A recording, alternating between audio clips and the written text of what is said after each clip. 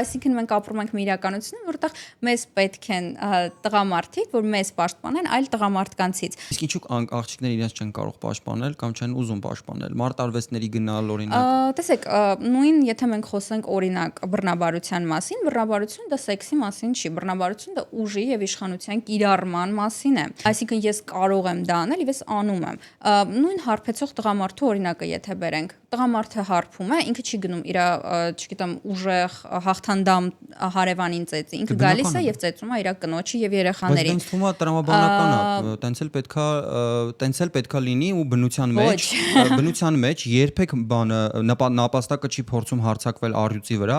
կամ օրինակ Բայց առյուծը նապաստակի վրա հարձակվում է, որովհետեւ գիտի որ կարող է։ Դե դա բնական էվոլյուցիայի ընթացքում միշտ այսպես է եղել, երբ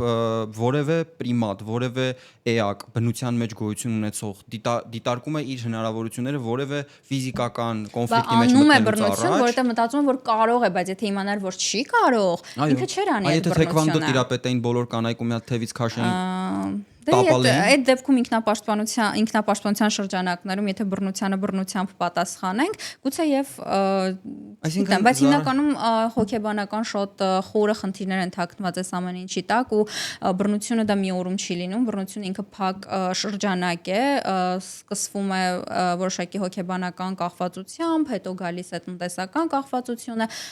հետո այդպես պտտվում է, հասունանում է պահը, երբ որ կինը որոշակի հոգեբանական, էմոցիոնալ կախվածություն ունի տղամարդուց եւ